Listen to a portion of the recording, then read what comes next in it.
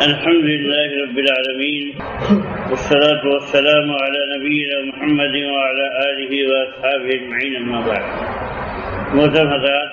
جس طرح قرآن مجید کو پڑھ کر سمجھ کر عمل کرنے میں بہت سارے فوائد ہیں اور اس کی بڑی فضیلتیں ہیں، ایسے ہی جو آدمی قرآن پر عمل کرنا ترک کر دے تو اس کے لیے بڑی وعیدیں بھی وارد ہوئی ہیں. اللہ تعالیٰ نے اپنے بندوں سے جو مطلوب رکھا ہے وہ یہ ہے کہ بندہ اللہ سے امیدوار بھی رہے اور اس سے ڈرتا بھی رہے. دونوں باتیں کیا ہے عبادت میں داخل ہے. اسی لیے کسی سے امید رکھنا اور کسی سے ڈرنا بھی کیا ہے شرک میں داخل ہے. یعنی موقع پر اسباب طریقے پر جو امید اللہ سے رکھنی چاہیے، اگر وہ امید آدمی غیر اللہ سے رکھے تو گنہگار ہوگا، مشرک ہو جائے گا. ایسے ہی جو ڈر اللہ سے ہونا چاہیے وہ ڈر اگر بندوں سے ہوتا ہے یا کسی مخلوق سے ہوتا ہے تو وہ کیا ہو جائے گا، شرک ہو جائے گا. تو اللہ کو یہ مطلوب ہے کہ بندہ اس سے امید بھی رکھے، اس کی رحمت کا، اس کی جنت کا، اس کی مغفرت کا اور اس کے خیر و برکات کا امیدوار رہے اور اس کی پکڑ سے، اس کی گرفت سے، اس کے عذاب اور اس کی سزا سے ڈرتا رہے. اسی لیے اللہ تعالیٰ نے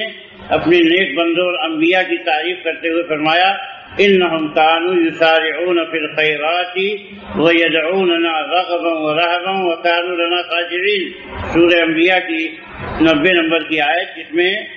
فرمایا کہ یہ لوگ بھلائی اور نیکی کے کاموں میں جلدی کرتے تھے اور ہمیں پکارتے تھے امید، چاہت اور خوف سے، اور وہ ہمارے لیے ہم سے ڈرنے والے تھے، ہمارے لیے خشوع اختیار کرنے والے تھے. تو یہ بات اللہ تعالیٰ نے تعریف میں کہی ہے کہ وہ امیدوار بھی تھے اور ڈرتے بھی تھے، اس لیے نیکی کے کاموں میں جلدی کرتے تھے. قرآن مجید کو چھوڑنے اور اس پر عمل نہ کرنے کے سلسلے میں اللہ کتاب و سنت میں کچھ نامزد سزائیں متعین کی گئی ہیں.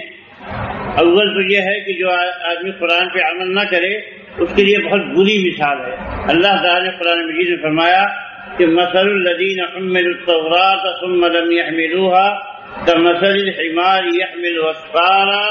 بئس مثل القوم الذین كذبوا بآیات اللہ واللہ لا يهدی القوم الظالمین. سورہ جمعہ کی 5 نمبر کی آیت ہے، جس میں فرمایا کہ جن کو تورات دی گئی لیکن انہوں نے تورات پر عمل نہیں کیا، ان کی مثال اس گدھے کی طرح ہے جو اپنی پیٹھ پر بوجھ اٹھائے ہوتا ہے. بہت بری مثال ہے ان لوگوں کی جنہوں نے اللہ کی آیتوں کو جھٹلا دیا اور اللہ تعالیٰ ظالم لوگوں کو ہدایت نہیں دیتا ہے. تو اس میں جو ہے اللہ تعالیٰ فرمایا کہ ان کی بہت بری مثال ہے، یعنی اللہ تعالیٰ کو گدھے سے تشبیہ دی ہے. اور دوسری بات یہ فرمائی ہے کہ یہ ظالم لوگ ہیں اور اللہ تعالیٰ ان کو ہدایت سے محروم کر دیتا ہے جو اللہ کی آیتوں کو مانتے نہیں، اس پہ عمل نہیں کرتے. امام ابن قیم رحمہ اللہ فرماتے ہیں کہ جس کو اللہ سبحانہ تعالیٰ کتاب دی گئی تاکہ اس پر ایمان لائے اور اس پر تدبر کرے، اس پر عمل کرے، اس کی دعوت دے، پھر اس کے باوجود وہ اس کی مخالفت کرے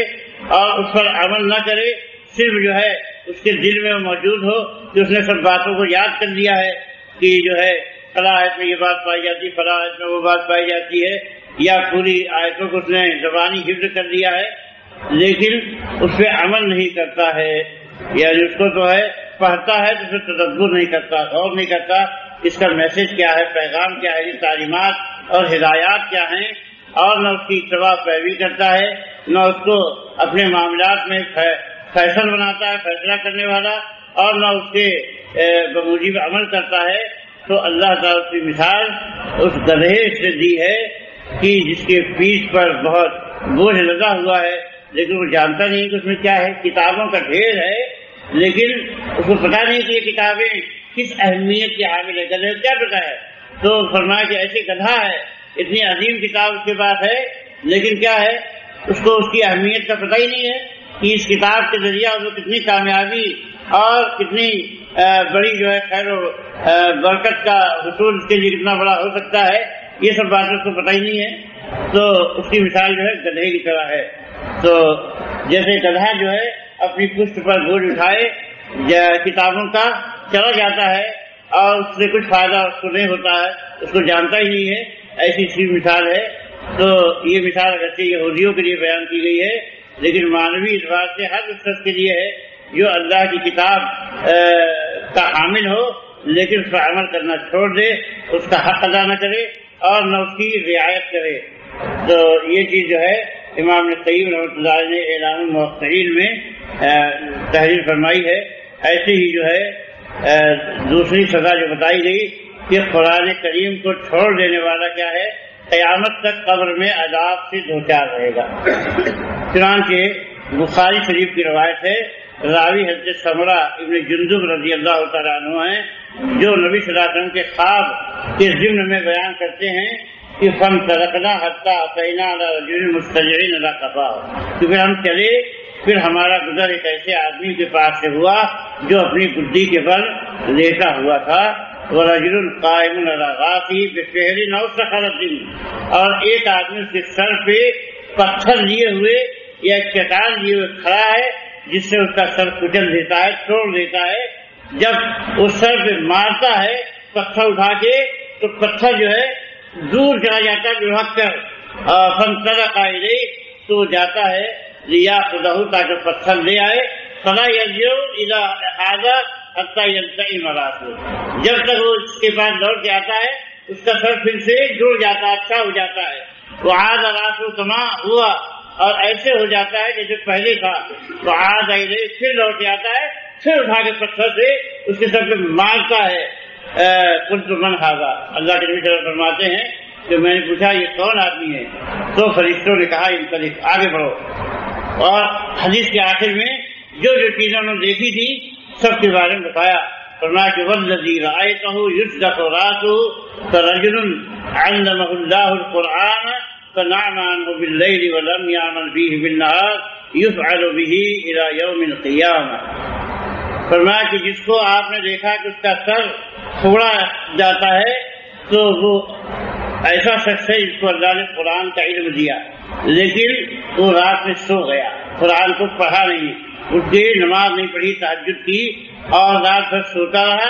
اور دن میں اس پر عمل نہیں کیا، جو ہے قرآن رات میں اس کا اہتمام نہیں کیا قرآن پڑھنے کا اور دن پر عمل نہیں کیا، تو قیامت تک جو ہے اس کا سر ایسے پھوڑا جاتا رہے گا۔ تو آپ غور فرمائیے کہ کتنی بڑی سزا ہے یہ، جو ہے اور بتایا کہ جب تک قیامت نہیں آئے گی، مرنے کے بعد یہ سلسلہ چالو ہوگا اور قیامت کے آنے تک یہ چلتا رہے گا مسلسل۔ تو قرآن کو چھوڑ دینا اتنا خطرناک کام ہے۔ اور تیسری سزا جو بتائی گئی کہ قرآن کریم کو چھوڑ دینے والا قیامت کے دن آگ کا ایندھن بنے گا۔ حضرت عمر بن خطاب رضی اللہ تعالیٰ عنہ فرماتے ہیں کہ رسول اللہ صلی اللہ علیہ وسلم نے فرمایا یظہر الاسلام حتی تختلف التجار فی البحر وحتی تخوض الخیل فی سبیل اللہ، کہ اسلام غالب آ جائے گا یہاں تک کہ تاجر سمندروں میں گھومتے پھریں گے اور گھوڑے اللہ کی راہ میں دوڑتے رہیں گے۔ ثم یظہر قوم یقرؤون القرآن، پھر ایسے لوگ سامنے آئیں گے جو قرآن پڑھتے ہوں گے، یقولون، اور چیلنج دیتے پھریں گے کہ من اقرأ منا، ہم سے بڑا قاری کون ہے، ہم سے زیادہ قرآن کون پڑھنے والا ہے، من اعلم منا، ہم سے بڑا عالم کون ہے، ہم سے زیادہ جاننے والا کون ہے، من افقہ منا، ہم سے زیادہ دین کو سمجھنے والا کون ہے۔ تو یہ چیلنج ملتا رہے گا۔ قال ثم قال لاصحابہ، پھر اللہ کے نبی صلی اللہ علیہ وسلم نے اپنے صحابہ سے فرمایا هل فی اولئک من خیر، کیا ان کے اندر کوئی بھلائی ہوگی؟ قالوا اللہ ورسولہ اعلم، صحابہ نے جواب دیا کہ اللہ اور اس کے رسول زیادہ بہتر جانتے ہیں۔ تو اللہ کے رسول صلی اللہ علیہ وسلم فرمایا اولئک منکم من هذه الامہ، یہ لوگ جو ہے تمہیں میں جو ہوں گے، اسی امت کے لوگ ہوں گے، واولئک هم وقود النار، اور یہی لوگ ہیں جو جہنم کا ایندھن ہوں گے، جن سے جہنم کو سلگایا جائے گا، یہ لوگ پہلے جو ہے جہنم کا نوالا ہوں گے۔ تو اللہ کے نبی صلی اللہ علیہ وسلم نے یہ بات فرمائی ہے، یہ روایت حسن درجے کی ہے اور صحیح ترغیب و ترغیب میں علامہ البانی کو ذکر کیا ہے۔ اور چوتھی سزا جو بتائی گئی کہ قرآن کریم کو پر عمل کو چھوڑ دینا فتنے کا سبب ہے اور قیامت کی علامتوں میں سے ایک علامت ہے۔ حضرت علقمہ بیان فرماتے ہیں عبداللہ ابن مسعود رضی اللہ عنہ سے روایت کرتے ہوئے کہ انہوں نے فرمایا کیف انتم اذا لبستم فتنة یحرم فیہا الکبیر ویربو فیہا الصغیر، اس وقت تمہاری حالت کیا ہوگی جب جو ہے فتنہ تم کو جو ہے اپنی لپیٹ میں لے لے گا، جس میں بڑا جو ہے بوڑھا ہوگا اور چھوٹے بچے اسی میں پروان چڑھیں گے۔ اذا تورک منہا شیء قیل تورک فی السنہ، اور اسی فتنے کو جب ترک کر دیا جائے، یعنی کوئی کہے کہ بھائی فتنہ ہے لوگوں نے چھوڑ دیا، تو اکثریت یہ کہے گی دیکھو سنت چھوڑ دیا، سنت چھوڑ دیا، یعنی فتنے کو سنت سمجھ لیا جائے گا، اور جو ہے اس کو چھوڑنا کو کہا جائے گا کہ سنت چھوڑ دی گئی، یعنی علم اتنا ختم ہو جائے گا، جہالت نہیں عام ہو جائے گی کہ لوگ جو ہے بدعتوں کو سنت سمجھنے لگیں گے۔ اور لوگوں نے کہا کہ مطلب ڈالے گا ایسا کب ہوگا، کب یہ دور آئے گا؟ قال اذا ذهبت علماؤکم، جب تمہارے علماء چلے جائیں گے، وکثرت جہلاؤکم، اور تمہارے جاہلوں کی کثرت ہو جائے گی، وکثرت قراؤکم، اور تمہارے درمیان پڑھنے والے بہت ہوں گے، پڑھنا لکھنا سب کو معلوم ہے، کہتے ہیں ایجوکیٹڈ ہو گئے لوگ، جو ہے بڑے جو ہے ویل ایجوکیٹڈ ہو گئے، لیکن کیا ہے فرمایا کہ قلت فقہاؤکم، سمجھ سے عاری ہوں گے، بہت کم لوگ ہوں گے جو دین کی سمجھ رکھنے والے ہوں گے، ان کو توحید کی سمجھ نہیں، عقیدے کی سمجھ نہیں، یہ منہج کی سمجھ نہیں، اور صحیح مسلک کیا ہے وہ معلوم نہیں ہے، خالی بس کیا ہے زبانی جمع خرچ ہے، تقریری صلاحیتیں ہیں، اور اسی پہ دنیا لٹو ہے، خود بھی اپنے بارے میں بڑی خوش فہمی مبتلا ہیں، اور پبلک بھی جو ہے یہی سمجھتی ہے، اور ہر آدمی کیا ہے اپنی اپنی رائے پر نازاں اور اپنی اپنی خواہشات نفس کے پیچھے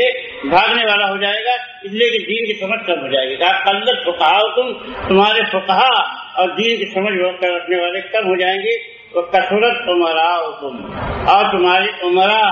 بہت زیادہ ہو جائیں گے، یعنی سردار اور پیشوا، اور جو ہے اس سے اشارہ ہے طوائف الملوکی کی طرف، یہ بہت چھوٹی چھوٹی ٹکڑیاں بن جائیں گی اور سرداریاں قائم ہو جائیں گی، اور اس کے پیچھے لوگ بھاگنے لگیں گے، اور لیکن قلت امراؤکم، یہ امانت دار سب ہو جائیں گے۔ امانت دار جو کہتے ہیں جو صحیح ذمہ داری کو ادا کرنے کی صلاحیت رکھتا ہو اور اس کو صحیح طریقے سے ادا کرتا ہو، وہ امین ہوتا ہے۔ لیکن بے صلاحیت آدمی، دیکھا اس کا باپ جو ہے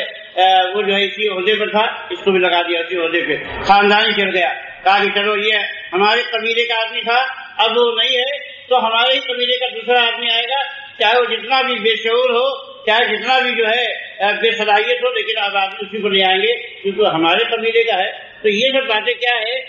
فرمایا کہ امانتداری کم ہو جائے گا، امانتدار کم ہو جائیں گے۔ وَلْتُمِسَتِ الدُّنْيَا